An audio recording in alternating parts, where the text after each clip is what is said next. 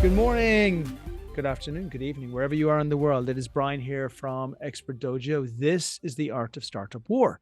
And on this podcast, we are here for one reason and one reason only, and that is to speak to our fellow investors about amazing investments that we make into companies. We are not here to promote companies. We are here to talk about investments we have made. As always, you should all make your own diligence and check your own things. However, I want to make it easy for you because having made a substantial investment into this company, we did a ton of diligence, which means I have a ton of information, which means as a fellow investor, you should get access to that information to make life easier for you because I want to share. So over the next 30 or 35 minutes or so, we're just going to talk about what we see as not only the major incredibly positive signs about a company which enabled us to invest or helped us make the decision to invest, but also the areas that you should look into as well. So we'll dig into it all. We'll dig into team. We're going to dig into the company. We'll dig into the product fit. We're going to dig into how it's going to grow. We're going to dig into where it's going to go to in the future. We'll dig into like what are the potential worries and things that we should be afraid of. All of it. Okay. So we're going to go. Marco, welcome to the show, buddy. Thank you, man. I appreciate it. Thank you for having me here. I'm going to kick this podcast out with something that I don't think I've said before. But so for full disclosure for everyone here, in Expert Dojo, we generally make early stage investments of like $50,000 or $100,000. We never make more than that. And it's normally on an accelerator level. And I brought this deal out to my partner, and he loved this deal so much. He said, let's step out of Expert Dojo. Let's do the deal on the right terms, and let's make sure that we actually put a substantial amount of money into this company. So I believe this was, at least in the last year or so, the most substantial early check that we have put into a company in a long time. And it took us exactly 1 week to make the decision. It honestly took us like an hour to make the decision, but it took us 1 week to check out stuff. That's how strongly I feel about this company. And there's a ton of reasons why I love this space and why I love this founder and other types of things. But Marco, do you mind kicking off a little bit, just telling everybody about M80? Maybe just go back into your history a little bit. And I think some of the things that I'm going to speak about that I'm alluding to now, but I'm going to speak about later on, which will become like super obvious to everyone else. And we just start with the genesis of the idea tied into the background that you have, and then we can dig in further. Yeah, totally. Just shooting back, originally from Miami, came to Boston to go to college, ended up going to law school here as well. Practiced as an attorney for about 9 years. Got bored fairly quickly in 2009 and decided that I really wanted to pursue what was for me a passion with my whole life, which was the game industry, and working and being a part of that. So I shut my practice down and I took a job back in 2009 as the general counsel and the VP of business development for, at the time, one of the biggest browser-based games in the world, a game called Ebony. This is back when mobile games were pretty nascent. I think the iPhone had just come out. People were still very focused on Flash-based games. This is almost even pre-Farmville days or early Farmville days. And I ran Ebony for the publisher out of China. Um, Brought a lot of, I think, improvements to the game with the North American team. It was a very large game, 40 million players around the world. Did a significant amount of revenue, and really was the genesis for a lot of the bigger mobile titles that came out in the years beyond that from companies like Machine Zone and Kabam. Good experience. Decided I want to start my first company in 2013. I founded a company called Gambler, which is the first independent mobile game publishing platform, working with indie game developers to monetize, market, prepare their titles to get deployed on the App Store. We did 8 games in 2 years. We got 7 featured by Apple. A couple editors' choices. Had a lot of success. It was a lot of fun, but we discovered in running that business that it was very expensive at the time to do good user acquisition on platforms like Facebook and Google. And I started to experiment with paying YouTube influencers back in 2015 to promote my mobile games and giving them a link and paying them on a CPI, right, on a performance marketing basis. And what I found was that we got really high quality users, very sticky, And it worked very well. I had a few investors back then that said that if you want to do more of that, they'd invest in that. So I started a company called Rooster. And Rooster was really the first performance-based marketplace for YouTube influencers to do mobile game specific sponsorship deals, right? So within less than a month, we had every major mobile game publisher on the platform, from Zynga to EA to Rovio to you name it. YouTubers were making money hand over fist. It was a win-win for everybody. And that company scaled fairly quickly. And then I sold that company to Chartboost out of San Francisco back in 2015. Went over to Chartboost for about a year, left, wanted to move into the content space. So I started Framerate. Framerate was really esports gaming highlights, memes, user generated content. But instead of focusing on platforms like Twitch and YouTube, which were a little saturated, we focused on short form. So we focused on TikTok back in 2017, 2018. We focused on Instagram, TV, Instagram, and we quickly built up a really big audience, over 50 million views a month within about 14 months. And what we really allowed users to do was to sell their highlights to brands as ad unit, and that worked very well. We sold that company to Super League Gaming out of Santa Monica, a very nice company. Um, and went over there as an SVP for a year. Decided that I really wanted to move into competitive gaming, which had become a passion of mine as well. And I could see the growth in esports, and I could see the growth in that side of the gaming industry and where it was headed. So I left in 2020, and I was one of the original co-founders and chief operating officer at Xset. While there, I kind of oversaw all the esports, ran all the brand partnerships, did a lot of the day-to-day work for the business, helped scale that company up very, very quickly in a matter of 2 years. Had a lot of success, and then decided that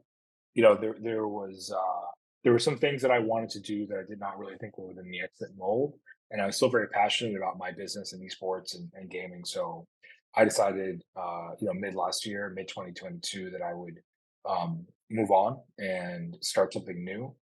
And bring a lot of the lessons that I learned from all the companies, all the different things that I've done along the way, and bring those to play for building what we feel is going to be the biggest esports and gaming brand in the world, ultimately. And what makes it that is a lot of different things, which we can certainly get into, but that was really the genesis of M80.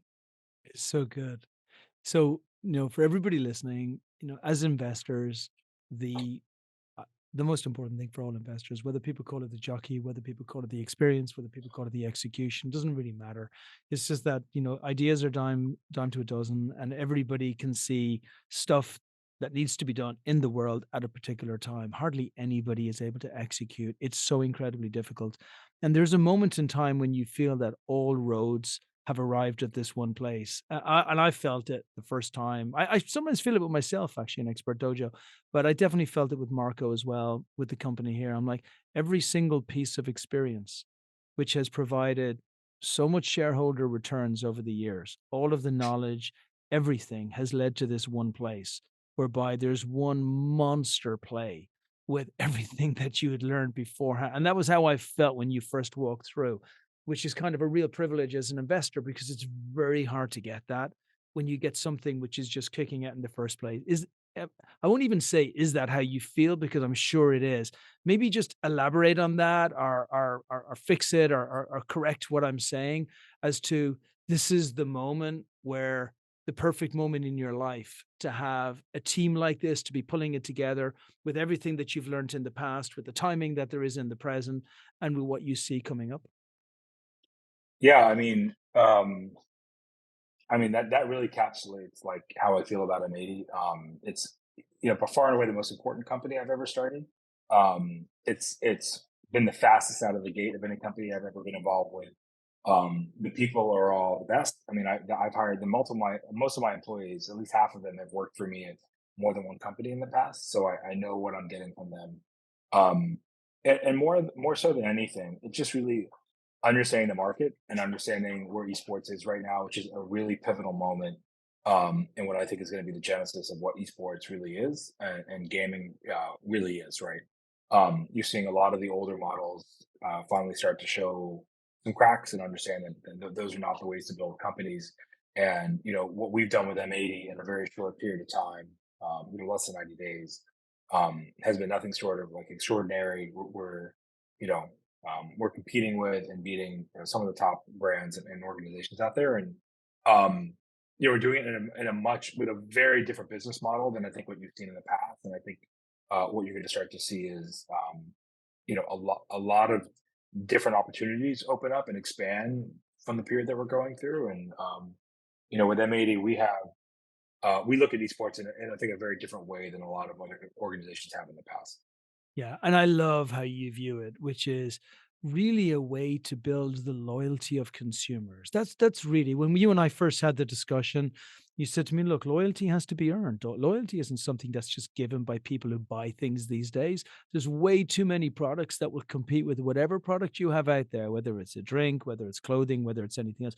You have to earn loyalty. But the great news is if you earn it, my God, you keep that loyalty forever. And it doesn't matter what anybody else does. Your fans will buy anything from you. And we spoke about Mr. Beast and a bunch of other folks out there.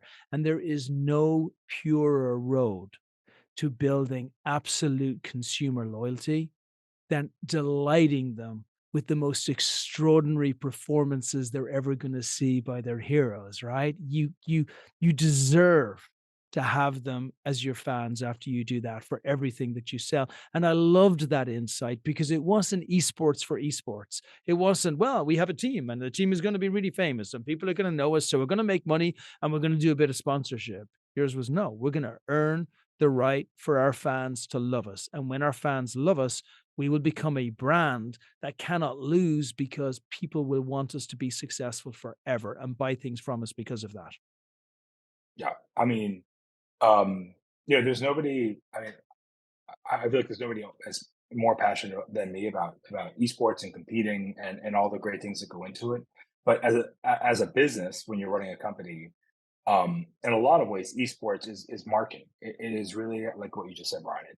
Esports is the best way to build an authentic, scalable, engaged audience in gaming, which also happens to be the largest and most valuable consumer sector, right? So building not just an esports brand, because that's not enough, but building a winning esports brand and a brand that Mm. people want to be a part of and want to have success with and want to have an impact on. That is what really allows you to build up that audience. And we've scaled up faster than any organization I've ever seen. And we continue to build on that, and it's great, and it's real, it's organic, um, and the question then becomes, well, like you said, like with a lot of these sports teams, it then becomes, well, can we sell sponsorships? Sponsorships are great. They'll always be a part of the business with us. We never want them to be more than a certain level of our revenue, because we don't want to be beholden to that sector. The question really becomes then, it's not just your following, but they're part of your community, right? And they're part of your audience that you have a D2C relationship with. You can touch them at any given time, whether it's through an SMS platform, whether it's through Discord or Twitch, social media. Whenever we want to talk to or use our fans, we don't have to pay anybody to do that, right? We can talk to them at any time. And then the question becomes, what do our fans like to do? What do our fans like to eat? What do our fans like to buy? What do our fans like to watch? What do our fans like to play? And then we're lucky enough now to be able to get a lot of that data, right? Through tools that we have access to, and you understand what your audience wants and needs. And then the point isn't to just go out and get sponsors who sell those products, but the point is to actually develop those products and develop a brand that your fans can walk into a Costco or retail location and recognize your brand and have an affinity there and trust that whatever they're going to buy, whether it's a protein bar, a snack bar, or an energy drink, or a gaming setup, is a valuable product, right? So this is all about engaging authentically the largest consumer audience in the world. And I remember when you first came into my partner and you sat down, and my partner doesn't know about esports, but he knows about great business people. I mean, one of the wealthiest guys in California. And he looked at you after 5 minutes. He said, this is one of the greatest entrepreneurs I've ever seen. This guy wouldn't know how to lose money if he tried. And you know what was really interesting to me? I had gone way deeper into it than that because that's what he relies on me to do. And what I realized is you have something unique in this business that I've never seen before. And that is that there are people in this business who are very nice to their players, but they're terrible business people. And there are people in this business who are strong business people are they understand business, but they are not nice to their players. I've never seen an owner of a team with such immense loyalty to the success of that person's players, aligned with such an incredible business acumen to build an incredible team. And I'm not just saying that, I literally have never seen it, because how you speak about your players, how you speak about your players' potential, how you speak about what they should be earning, what they should be getting, where they are, you have a loyalty to those people, which is exceptional. And then if you look at how the teams have done, it's extraordinary. Like you don't have so many different games with top teams coming in within 3 months of the company starting. It's just not heard of unless you spend tens and tens of millions of dollars. And you haven't done that. You've come in, you've been authentic, you've been honest with them. That's what I'm saying. This was the quickest decision I've literally ever seen my partner make on an investment of this size into a company, because he saw this, but it's no luck what's being achieved right now, and neither the quarterfinals nor the world champions nor what's happening with Valorant, like none of it. All of it is because I believe you've intentionally gone out with this desire to be the greatest owner of an esports team that has ever existed. And you can tell me I'm wrong, but I would be surprised. No, you're not wrong.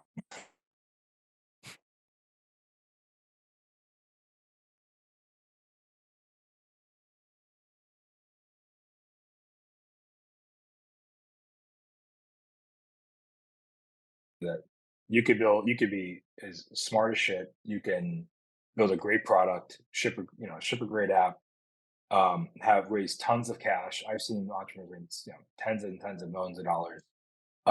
If the timing is not right, it sometimes it fails, and that's not anybody's fault other than the fact that just the timing, it plays a huge factor in the success narrative of a company. And I think for us, what I did at Xset was set me up to understand um, what kind of executive I wanted to be in this space, and developed a lot of good relationships, and that stuff gets around.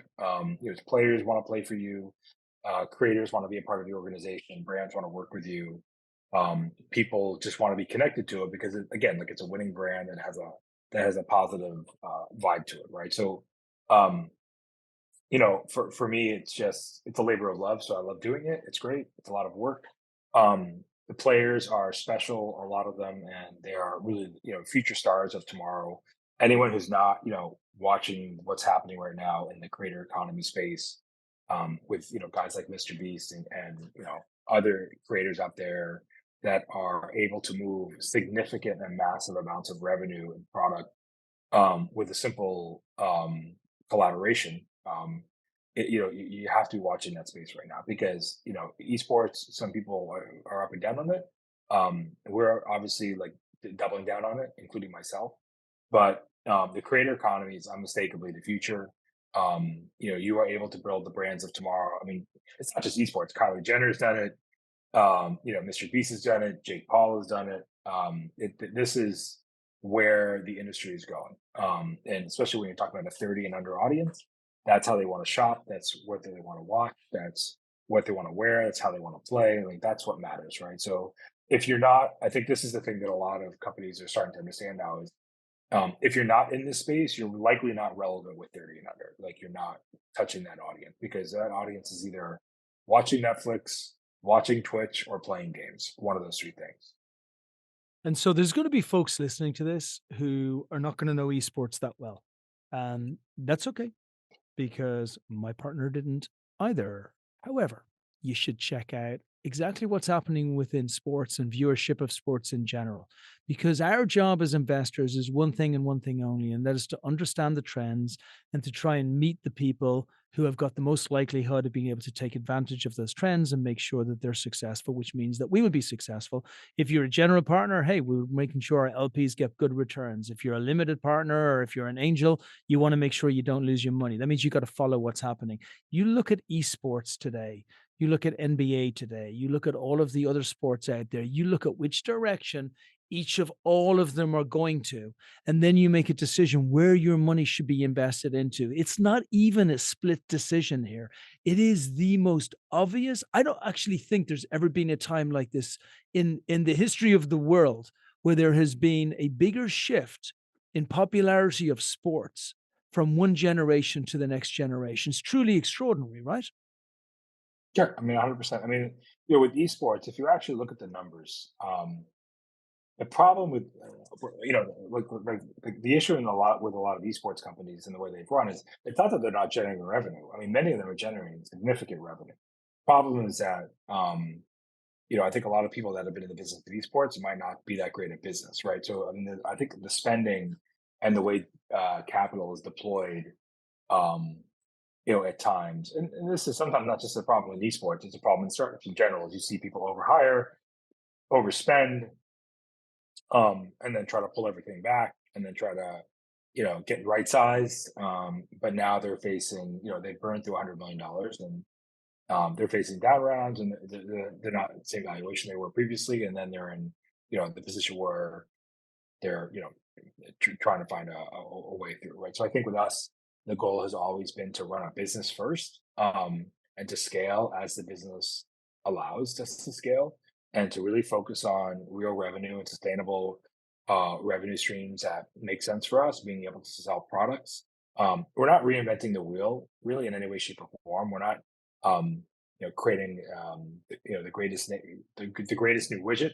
We're just understanding business models that are effective, that work, that are established, that we think we can iterate on. Sometimes one of the things I learned at Ebony was sometimes you really don't have to reinvent the wheel. You just have to really refine what people are doing and take it to the next level, and also do that in a cost effective way. And you can build a more successful business, right? So for us, we're very, very focused um, on our profitability, and operating a good company that's got, a long life ahead of it, and is not, constantly with the ebb and flow of trying to recapitalize and account for, lost money. So And by the way, just to contextualize this, the kind of folks that are in this space right now, all of their public records are perfectly easy to see. And they've had valuations from, $100 million up to $600-700 million for teams that have gone public before. And those same teams have huge expenses and massive costs. I won't say mismanagement, but definitely not the way a strong business person would run the company. So then you say to yourself, wow, imagine if we actually had an esports team that really understood the financial metrics. How long would it take that company to be a $500 million company? And this was the exact same conversation that myself and my partner had as soon as Marco left the room. This is why we love this. Look, there's a great TEDx talk by a guy called Bill Gross. And Bill Gross ran Idea Labs, very famous down here in Southern California, over 1 million views of this TEDx talk. He studied hundreds and hundreds of companies that they had invested in over the years. And they looked at what is the one significant factor that dictates whether a company is going to be a unicorn rather than everything else. And it was timing every single time. And literally, timing of the entrepreneur, the owner of the team here, timing of esports where it is right now, timing of the creator economy and wanting to get that greater loyalty and actually have deals that will have brands that can actually make money from the deals that they're actually doing with their creators, timing of making sure that you can actually get out of the gates really fast, and of trends and movements within the industry itself. It's all pulling in the same direction. Hey, do you mind if we, Marco, if we dip in a little bit? I think execution we've covered beautifully. I think the product fit we've covered really well. Do you mind touching on a few of the teams? Because what was really extraordinary about what you did was you came in with so many games so quickly with such top teams, and like that aggression I'm seeing becoming stronger and stronger. So just speak a little bit about the teams, about the reasoning behind the teams, about the following that you can possibly get from those, so that everybody has a really good feel as to what M80 really looks like. yeah, so I mean, probably the best place to start with that is, we made a very conscious decision early on that we would commit to the biggest games. We build the best teams, and we go after the most popular and, generally like the best players, right? And that was the type of franchise that we wanted to build. And there's a lot of reasons for that. But the reality is really that, one of the other things that we agreed is we're not going to go into any game or any organization or any franchise that has some type of bloated franchise fee. We don't pay, we are in three of the biggest games in the world right now, that are three of the most popular games in the world, and we haven't paid a dollar in franchise fees to participate in them. And those titles, your ability to get exposure, your ability to generate revenue, your ability to have success is dictated only by, the decisions we make, as an organization, and obviously how the players play, which is a direct relation to that. And because again, because I'm passionate, or maybe because I just maybe there's a little bit of luck involved for sure, but we've been able to a lot of factors. We've been able to identify the players that give us a higher chance of success. We've been more aggressive than larger, more established competitors in pursuing those players. It's kind of like the comparison of like a cruise ship to a jet ski. It's really hard to turn a cruise ship around, but you can spin a jet ski around in 2 seconds and make a really quick move before it even gets to like the third level of their approval. So we've been able to go after and identify the best players, and play the best together.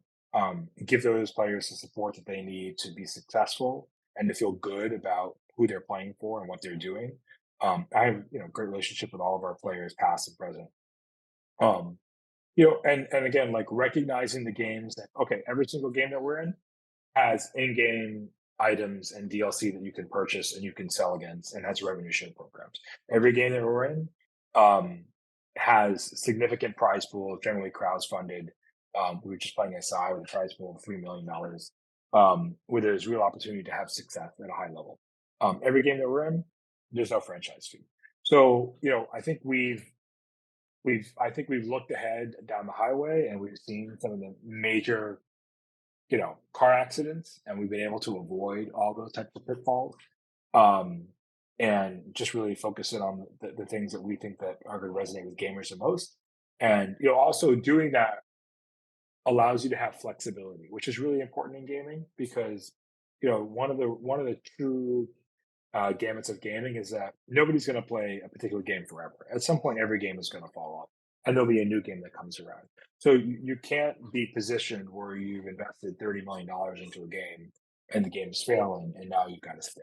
If a game is not having success, you need to be able to reallocate those resources to a game that's coming up and that will have success, right? So we're always managing and maintaining that flexibility, um, while staying at the top of the food chain, and just working with the players, right? So yeah, so that's kind of part of our recipe for success, I guess you will.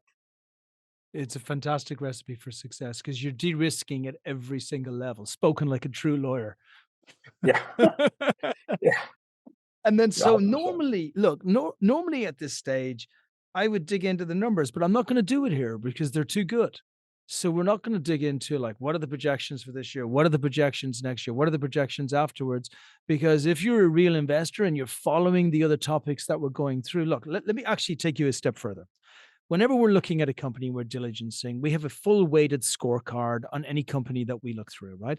The weighted scorecard has got 40% on the execution of the founder, execution of the founder, execution of the vision, execution of the strategy so far, previous execution. We've got very numerical scores based on 1, 2, 3 times exited founder. Have they returned investments back to investments before? All of this does. That's 40% of our entire score. 20% of our entire score is based on probability of 200% growth starting at $30,000 to $50,000 a month between 4 of the next 6 years. Now, if we're looking at $30,000 a month, 200% growth, say first year is like 30,000 to 90,000, second year goes from 90, let's go to 270, give 200% again. Let's say the next year it gets nothing. Let's say the next year we get 2, let's say even 100%, brings it from 270 to 540, and let's say 540, 100%, 200%, whether it goes to a million or 1.5, you're there, right? You're in a place where a company wants to go to. We put this through the team execution, it got 100%. We put this through the probability of 200% growth of 4 out of the next 6 years, it got 100%. We put it through the timing and the team and how the team would actually be pulled together and the folks within the team, all of which can be seen on the website. I'm sure Marco doesn't want to go through everybody here, but again, it showed extremely high scores. And then the other areas in there are areas of risk. They're areas of what can go wrong. Like, what are the holes that we can find? And we're going to finish on vision, by the way. So I won't touch that yet. And I'll let Marco go through that. But like, what are the holes that can really hurt us here? A lot of the time we go straight for competition. The funny thing with competition is we looked at the competitors and didn't see anyone that holds a candle to what M80 are doing. And if you look at the branding, the feel, the colors, the quality, the production, it's top class. It's just beautiful all the way through. And it appeals actually to all demographics and ages, which is really hard to do so. And but actually, even if the competition do great, which we actually hope they will do great, this is not a zero net sum game. This is like they do great, we do greater. Like we want the other teams to do really well. This is no different than the Lakers or the Clippers or the Mavericks and everybody else. Like the more teams that are worth more money, the better it will go. So right now, as an investor, when we looked at the whole scorecard and went through it, we said we have an industry which is right at the very beginning. We have an access to an audience which is 30 to 40% of the entire population. We have the new creators who are the folks that will influence this 30 to 40% of the population the absolute most. So we found it hard to score, honestly, badly in any area. This was literally what we went through all the way through. The final vision of where it goes to, I think, is actually the most incredible thing of all, and where it really takes it to a new level that goes beyond making money on esports. It goes beyond within merchandise that can be done within merchandise. It goes beyond even monetizing through fan engagement and going to the next level. It just takes it to a whole new level. But Marco, just before we finish up with what that final vision looks like. What have we missed? What else would you add in here about what you're looking to achieve? And especially considering we're only speaking to investors here, we're speaking to investor colleagues. And when I do a podcast like this, I do it in the full knowledge that if there's an investor out there that I know or that I don't know that makes a lot of money out of backing you, then I will build a great, strong relationship and friendship with that person. If they lose money with you, then it's directly reflected on me. And it says a lot that I'm so comfortable coming here in this format and being as forthright as I am about the decisions that we made and why we're so comfortable not only investing in you, but also not saying to other investors they should invest, because we would never do that. And you should never listen to that if we do that, but saying to other investors why we were so comfortable investing in you. But what would you add that maybe we haven't mentioned so far? You know, um, I think, I really think that, I've talked to a few investors and business, and entrepreneurs that have been around the gaming space, even very recently for the last 30 to 40 years, and they've seen everything. The rise of consoles, even from the old board game industry to esports to content creation to every aspect of it. And whenever I talk to them, they're so bullish on esports and they are so bullish on the future of the space because that they know the value of this audience. Game publishers, anyone making products for gamers, understands the value of this consumer segment, which again is the strongest in the world by far. It's bigger than film and music put together. Gamers are recession proof. They will spend until the end of time, and if you win their affections and you win their loyalty, they will, they will be a customer forever. And then the question really becomes like, um, like, how can you serve them? How can you continue to innovate for them and bring them things, right? So I think that if there's one thing that I think is lost, I think there's a lot of doom and gloom right now around the space. I think that is directly correlated to a lot of just bad businesses that have been run, and you're seeing a market correction. And in my mind, and hopefully in your mind too, Brian, like, in my mind, this is the best time to place the right bet on a company in a space that in an industry that is unquestionably the future and is unquestionably growing. It's a question of does the math make sense, right? And is this the right business for us? Is this the right play to get into? Every major sports team owner right now wants to be in this space. They've either made a play or they're looking at making a play, right? So every major media company wants to be in this space. It's just a matter of can you make a play or you cannot make a play? Because if you're not in this space and you're in media, you're in entertainment, you're in any type of consumer facing sales business, and you're not touching this audience, you're leaving, you know, a massive hole in your financial capabilities and your revenue, right? So I think that's the thing. Is I think it's really important for people to look at this space now harder than ever and really understand that, um, you know, there are companies like ours that are evolving, that are brought new business models to the table that are working. There's a reason why we spend, a fraction of what our competitors spend, and we still compete with them on a regular basis at the same level of visibility, same Yeah. level of success, if not higher, and we do it um, at a much more reasonable rate, right? So I think we're building a right side business. You are. And look, I'm going to leave you with the final word, and you can elaborate as much as you want, or you can hold it back as much as you want for conversations that you have directly with investors as it's coming through. I just want to say two things. One is a story. And you just reminded me of it. When you said correction, I'm not sure there's a correction in the esports space because I'm not sure it's mature enough to have a correction. Like you gotta. So it reminded me of the story that my partner was telling us, and they had mentioned to me before about the opportunity that he had of buying one of the biggest franchise teams in the United States. And he had that opportunity to buy the team, and his partner was supposed to come in, and he had the opportunity for $1 million. And he could have picked up a team that is worth today in the billions of dollars. And his partner never turned up in the meeting, and he never spoke to his partner again because he knew that was the moment when that franchise was at the very beginning. It was basketball, it was NBA, it was right at the very start. And at that time, there was bumps and ups and downs and everything else. But what everybody knew was there was 30 to 50 to 70 years of the future where people were going to love basketball, and they would do whatever they needed to do to go to those games, buy those jerseys, get those shirts, get those sneakers, endorse whatever needed to be endorsed with those people. And it was all in the future. And I see esports exactly the same.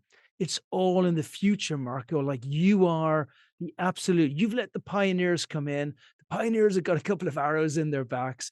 Maybe a few of them deserved it, but they also did good things for the sport as well. Now you're coming in the second wave, which is by far the best place to be, to come into an industry which is not going like this, it's going straight up. And there is a ton of people who are going to be behind you because you represent what a great owner of a team should represent. So I just wanted to say that, first of all. I also wanted to say, if anybody, look, we've invested in over 200 companies at Expert Dojo. This is not my first rodeo. We know great founders. We model out based on a company being able to get to $5 million a month in revenue and how long that's going to take. And then we look at our returns back from that. If anybody wants to have a discussion with me, you can always reach out to me at brian@expertdojo.com. So, with that being said, Marco, hit us with what you want to give as far as the final vision and just your message to investors who are listening to this as to why they should be excited about M80 and where it's going to over the next 5 to 7 years. Yeah, I mean, I guess the best thing to say is we're building a very big company. That is the goal. Esports is a part of what we do, but it's not all of what we do. It's a layer of what we do. Um, and for us, it's really about how do we build the biggest audience, most engaged audience in gaming, um, and then once we have that, what can we do with them, and how can we serve them, and what can we build for them, right? So for us, there are so many untapped opportunities in this space right now that exist. You're just starting to see the very tip of the iceberg with the value of the creator economy and the way that tips the scales of building a CPG business. Um, you have in-game digital assets, which gamers have proven time and time again they love to consume and spend on.